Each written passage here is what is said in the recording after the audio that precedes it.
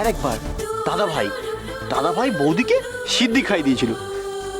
সে সিদ্ধিকে বৌদির কি হাসি, সে হাসি আর থামে না, করে হেসেই যাচ্ছে বৌদি। আর আগের বার যেন কি হয়েছিল, দাদু ঠাম্মার মুখে ভ্যানিশিং রং লাগিয়ে দিয়েছিল। সেটা কি? আরে পুরোটা শোনো তো, শুনলে বুঝতে পারবে। সে ঠাম্মার ঝগড়া শুরু করতে না করতেই রং হাওয়া, ভ্যানিশ, তাই ভ্যানিশিং রং। এরকম অনেক কাণ্ড হয় আমাদের বাড়িতে।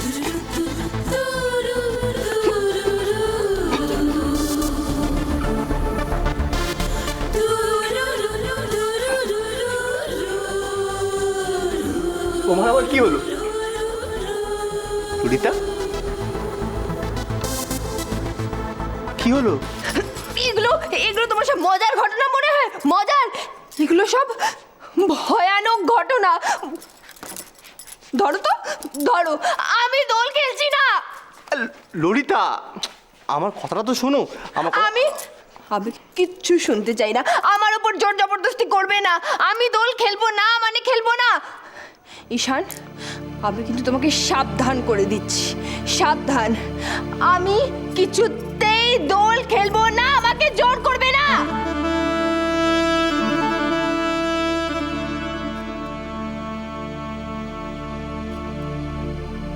আচ্ছা, আমার একটা কথা বলো, তুমি না কারাটে জানো? তো কারাটে জানা মেয়েরা কি রং খেলতে ভয় পায়?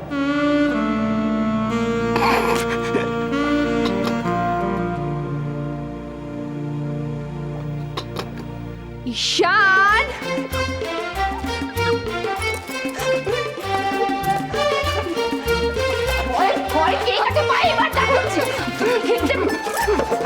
ঈশান, তুমি ভয় পাও, তুমি আমাকে ভয় পাও, আমি মোটেই কিছু ভয় পাই না।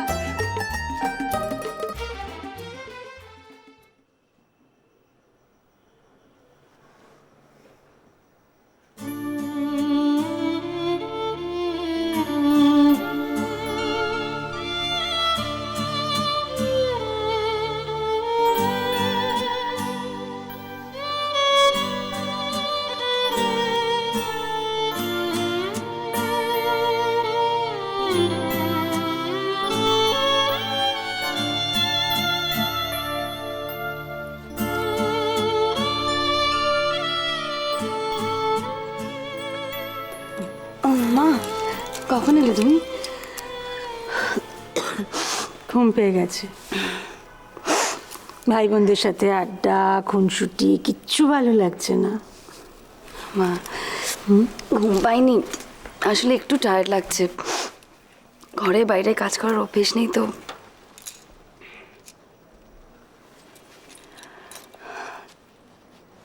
ঘরে বাইরে কাজ মানে?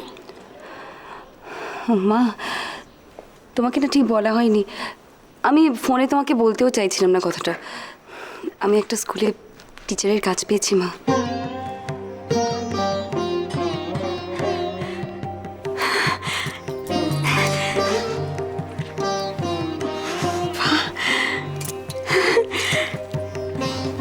তোদের মনে আছে, তোদের বাবা সব সময় বলতেন পড়াশুনো কর, পড়াশুনো কর।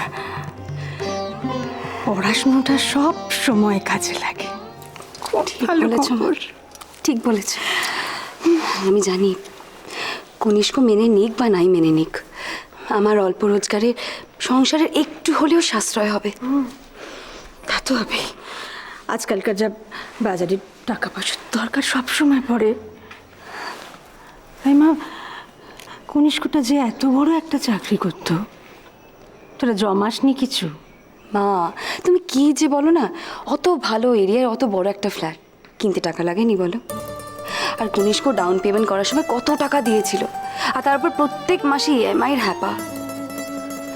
তুমি আমার শ্বশুরবাড়ির লোকেদের তো চেনো না, যা লাইফস্টাইল, খরচা করার সময় হাতটা লম্বা হয়ে যায়।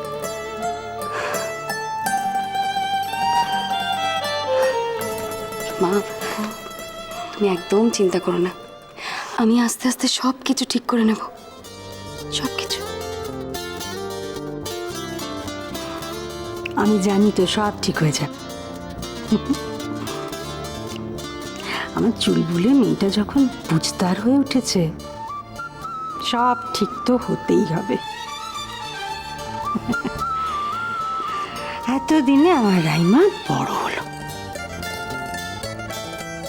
এবার থেকে যখন তুমি নিজের সংসারের হাল নিজে ধরতে শুরু করেছো, সব ঠিক হতেই হবে। আরে কনিষ্ক মেনে নিয়েছে? হ্যাঁ,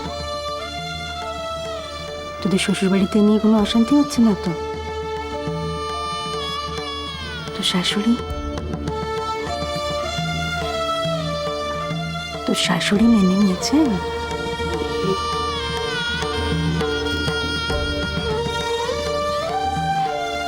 হ্যাঁ মা, ওরা মেনে নিয়েছে সবাই। আর না মেনে উপায় আছে বলো? মানতে তো হতোই। কিন্তু একটা খুব অবাক কাণ্ড হয়েছে কিন্তু। আসার পর থেকে তুমি আমাকে একবারও বকনি, অস্বস্তি লাগছে তো।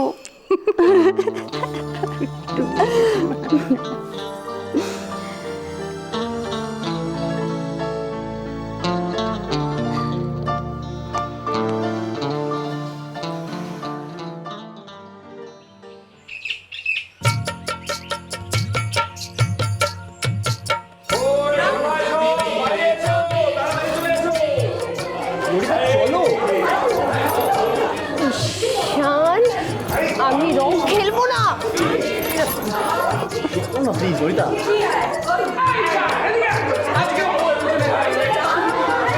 কি হলো? তুই এখানে দাঁড়িয়ে আছিস কেন রে?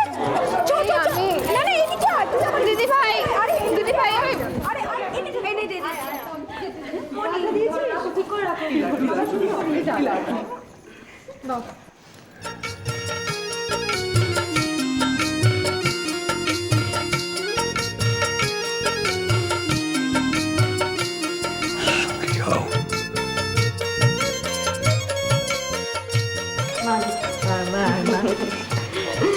মঙ্গল হোক, মঙ্গল হোক।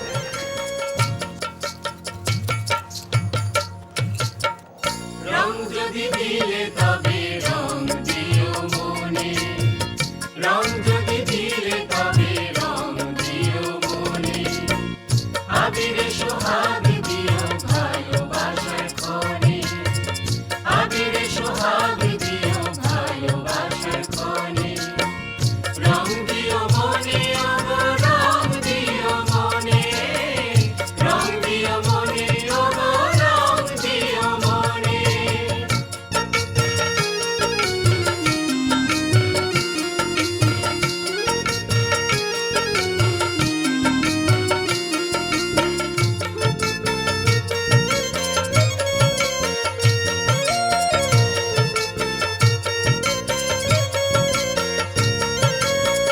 চাঁদের মায়া সুর ছড়ালো, উড়িয়ে দিল আধার কালো। দেখি দেখি দেখি বদমাস ছেলে। দেখ, মাথাটা সুখে থাক, সুখে থাক।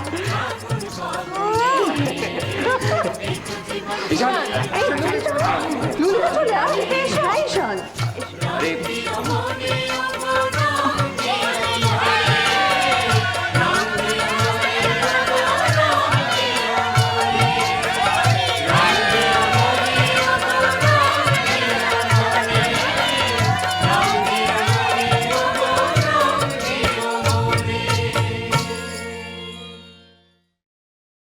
খোলো না, এখানে কেউ নেই, তোমায় কেউ রং মাখাবে না। বললাম না আমার কফি লাগবে না। যতক্ষণ না শেষ হবে দোল, আমিও বেরোচ্ছি না ঘর থেকে। বধূ